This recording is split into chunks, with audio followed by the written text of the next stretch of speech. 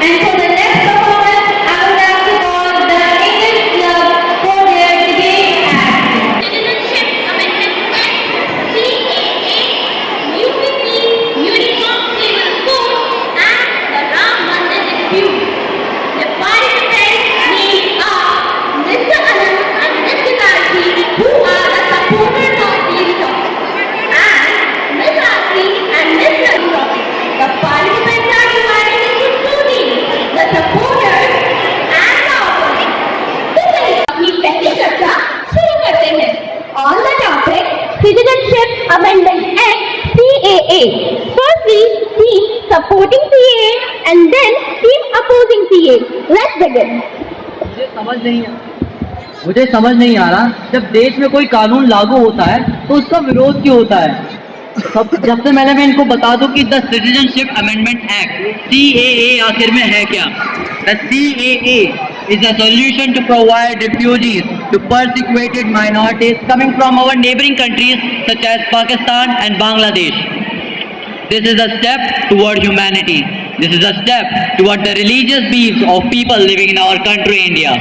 CAA is in line with India's historical manner of welcoming those seeking shelters. वैसे तो हम अतिथियों को भगवान मानते हैं और इन्हीं पड़ोसी देश से आए हुए अतिथियों के साथ हम ऐसा व्यवहार कर रहे हैं. क्या यह हमारी मर्यादा का उल्लंघन नहीं है? While the intent may be noble, the CAA has sparked concerns about discrimination and exclusion. It could potentially alter the secular fabric of our nation. The act raises questions about equality as it selectively grants citizenship based on religious grounds.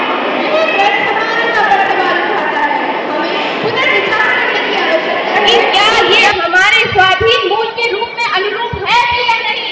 पुनः विचार करने की तो आवश्यकता हमें नहीं, आपको है. क्योंकि पहले जान लीजिए कि ये एक्ट आखिर है क्या. ये एक्ट किसी पर्टिकुलर व्यक्ति या किसी समुदाय के लिए नहीं है. ये उन सभी लोगों के लिए है जो पीड़ित हैं, पीड़ित करे जा रहे हैं बहुसंख्यक समाज के द्वारा. और वो कौन रहा है? हिंदू, जो कि पाकिस्तान और बांग्लादेश जैसे देशों में अल्पसंख्या में है. इनको बचाने के लिए, इनको सुरक्षा प्रदान करने के लिए हमारे देश में ये एक्ट लागू किया गया है ताकि इनको एक बेहतर जीवन प्रदान किया जा सके. और आप इसका विरोध करना नहीं चाहिए मेरे ख्याल से. तो आपको The act does not undermine the secular nature of our country. It is a specific measure to help those facing religious persecution. विपक्षी कह रहे हैं कि ये संविधान की मूल भावना के खिलाफ है, किंतु ये संविधान की मूल भावना के अनुरूप है.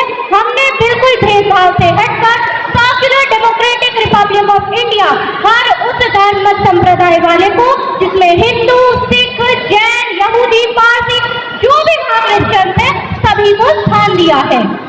हमारी चिंता यह है कि यह अधिनियम भेदभाव का प्रवेश द्वार हो सकता है. आपको कोई अधिकार नहीं है कि आप धार्मिक संबद्धता पर मानवीय अधिकार जमाएं. क्या आप जानते भी हैं कि विदेश खतरे में है? क्या आप जानते भी हैं आपके पास कोई अधिकार नहीं है इस पे?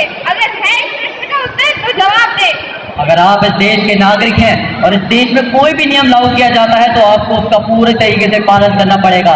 कोई भी इसका उल्लंघन नहीं कर सकता. इस एक्ट में उन सभी लोगों को सुरक्षा प्रदान की जा रही है. फिर आपको दिक्कत क्या है उनसे? आप क्यों उनके पीछे पड़े हैं? क्यों उन माइनॉरिटीज को सुरक्षा प्रदान करने के विरोध किया जा रहा है? मैं जवाब मांगता हूँ विपक्षी से. Selective inclusion based on religion sets a dangerous precedent. We should be cautious about the non-planned consequences that may arise from such legislation. जनाब, मैं आपसे जानना चाहती हूँ कि अगर फिर से इस मुद्दे की वजह से देश में हिंदू मुस्लिम मतभेद होते हैं तो उसकी जिम्मेदारी कौन लेगा?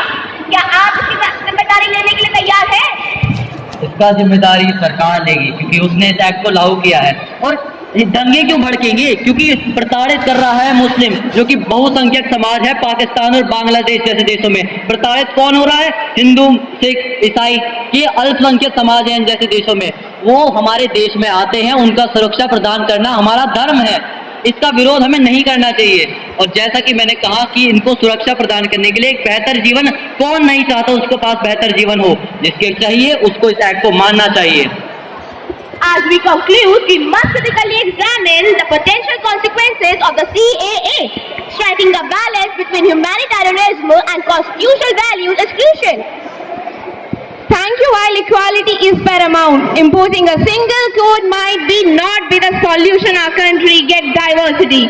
मैं इन मोहतरमा की बात से इत्तेफाक रखते हुए अपनी बात कहना चाहती हूँ, यदि आप हम पर ये एक्ट थोपना चाहते हैं तो ये संभव नहीं है।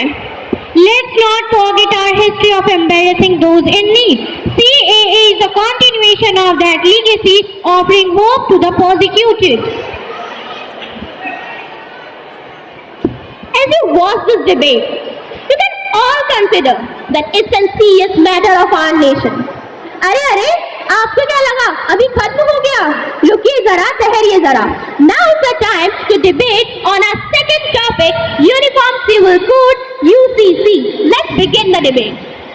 जब हिंदू और मुस्लिमों का समर्थन किया जाता है तब ये लोग सेकुलर बन जाते हैं, और जब सेकुलरिटी का समर्थन किया जाता है तब इन्हीं जैसे लोग हिंदू और मुस्लिमों का पक्ष रखकर इस बात को विवाद खड़ा करते हैं। अब जब सरकार ने एक ऐसा एक्ट लागू किया है जो यूनिफॉर्मिटी को लागू करेगा, जो इक्वालिटी को लागू करेगा, जो डिस्क्रिमिनेशन को खत्म करेगा, तो क्यों इसका विरोध हो रहा है? मुझे जवाब चाहिए विपक्ष से। क्यों? क्या वो नहीं चाहते कि डिस्क्रिमिनेशन रुके? क्या वो नहीं चाहते कि इक्वालिटी रुके? Thank you. While the idea of uniform civil code seems novel, it's crucial to recognize the diversity in our country. Different communities have different traditions and practices. Implementing a single code might undermine the cultural and religious autonomy of various groups. Uniform Civil Code aligns with the principle of a progressive and democratic society, providing equal opportunities and rights for all. Uniform Civil Code Bharat के संविधान निर्माताओं का मूल भाव था, और सर्वोच्च न्यायालय सुप्रीम कोर्ट एक नहीं अनेक बार यह बात कह चुका है, और हमारे कॉन्स्टिट्यूशन के डायरेक्टिव प्रिंसिपल्स में भी यह है। क्या आप जानते हैं कि इस देश में एक राज्य है जहां 60 साल से सेम सिविल कोड चल रहा है, एंड वह राज्य कौन सा है? Goa, highly Christian dominated state, and किसी माइनॉरिटी को प्रॉब्लम नहीं है। मोहतरमा हमें अपना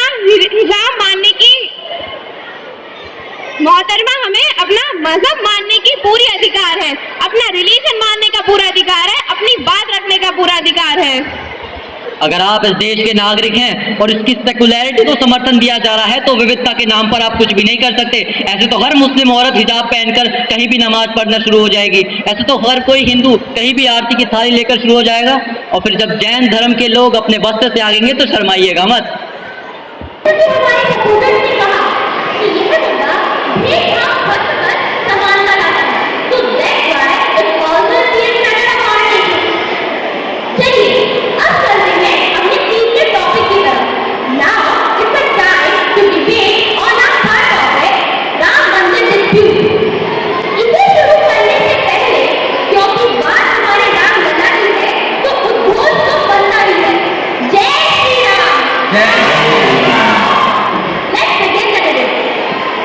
राम मंदिर सिंबलाइजेस आवर कल्चरल आइडेंटिटी। 500 साल के संघर्ष के बाद आज जाकर ये राम मंदिर तैयार हुआ है, तो फिर इनको किसने हक दिया हमारी भावनाओं को ठेस पहुंचाने का? किसने दिया आपको ये हक हमारी धार्मिक भावनाओं को ठेस पहुंचाने का? However, we must address the legal complexities and respect the principle of a secular state. चरित्र में राम बड़े थे, इसलिए तुलसीदास ने कहा रामचरितमानस, और चरित्र की याद दिलाएगा यह मंदिर, जो भारत के लिए ही नहीं अपितु पूरी मानवता के लिए श्रेष्ठतम मानवीय मूल्यों का आधार है। इसलिए 21वीं सदी का भारत बगैर राम मंदिर के संभव नहीं था। इसलिए ऊषा काल के अमृत काल में राम मंदिर उभरकर सामने आ रहा है। The dispute has deep-rooted historical significance, but prioritizing development over religious constituencies and symbols is crucial for national harmony. जनाब, मैं आपसे जानना चाहती हूँ कि सुप्रीम कोर्ट सुप्रीम जरूर है पर इनफेलेबल नहीं है। यदि 6 दिसंबर को बाबरी मस्जिद शहीद नहीं हुई होती तब भी क्या आप इसी तरह वहाँ राम मंदिर बनवाते? जवाब दें। Respect for all faith is essential. A consensus building approach can pave the way for a peaceful resolution. एक संस्कृत के श्लोक से अपनी बात रखना चाहूंगी। यस्य नास्ति स्वयं प्रज्ञा शास्त्रम तस्य करोति किम, लोचनाभ्याम विहीनस्य दर्पणम किम करिष्यति। अर्थात जिस मनुष्य में स्वयं का विवेक कुछ नहीं कर सकते। आंखों से हीन अर्थात अंधे मनुष्य के लिए दर्पण क्या कर सकता है। जिस समय आपने राम मंदिर के विपक्ष में बोलना शुरू करा, उस समय आप अपना विवेक, चेतन और बोध खो चुके थे। अरे ये कैसा लोकतांत्रिक देश है जहां हमारा अपना पक्ष रखने पर भी हमारी चेतना पर सवाल उठाया जा रहा है? किसने दिया आपको ये हक? मोहतरमा, जिस समय आपने कुछ चंद वोटों के लिए राम मंदिर के विपक्ष में लड़ाई करना शुरू कर दिया, एक हिंदू होकर आप राम मंदिर के विपक्ष में बोल रहे हैं, क्या यह इस बात का प्रमाण नहीं कि आप अपनी चेतना, बुद्धि और विवेक खो चुके हैं? मैडम, जैसा कि आप ही के साथी ने कहा था कि देश के सेक्युलरिज्म से बड़ा और कुछ नहीं है, और हिंदू होने का मतलब ये नहीं कि मैं देश की सेक्युलरिटी के खिलाफ कुछ भी सुनूं। नहीं, जब आपने बाबरी मस्जिद के तोड़ने की बात करी, मैं आपको 500 साल पुराना मस्जिद दिखा सकता हूं जो किसी हिंदू मंदिर को तोड़कर बनाया हो। आप मुझे 100 साल पुराना मंदिर दिखा दीजिए जो किसी मस्जिद को तोड़कर बनाया गया हो। हाल ही में मैं बात करूं ज्ञान व्यापी मस्जिद की, 32 सबूत पाए गए हैं कि वो किसी हिंदू मंदिर को तोड़कर बनाया गया है। आप उसे इनकार नहीं कर सकते। और सुप्रीम कोर्ट सुप्रीम है, उसने आपको 5 एकड़ की जमीन प्रदान करी और हमें 2.7 एकड़ की जमीन प्रदान करी, जिसमें हमने अपना भव्य राम मंदिर बनाकर तैयार करा और 22 जनवरी को उसका उद्घाटन कर दिया। तो आपको दिक्कत क्या है? अधिकार क्या है हमारी भावनाओं को ठेस पहुंचाने का, प्रश्न उठाने का? किसने हक दिया है आपको?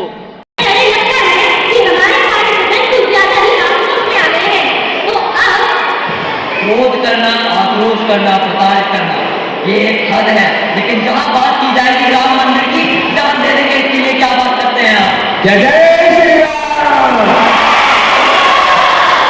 मुद्दा ज्यादा गर्म हो गया है, तो अब इसे खत्म करने की बारी है।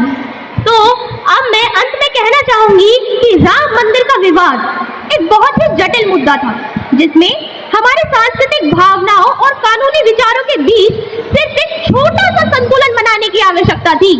जैसा कि पूरा भारत देश जानता है कि 22 जनवरी 2024 को हमारे भारत देश के लिए कितना ऐतिहासिक दिन था। उस दिन जीत हुई थी हमारे राष्ट्र की जीत हुई, और इस राष्ट्र का हर एक बच्चा, उसके मुंह पर बस यही बात रहती है कि राम हमारे थे, हमारे हैं और हमेशा हमारे रहेंगे, और हर एक बच्चा जय श्री राम ही कहेगा। तो मैं आपसे भी ये कहूंगी, जय श्री राम, जय श्री राम, जय जय श्री राम।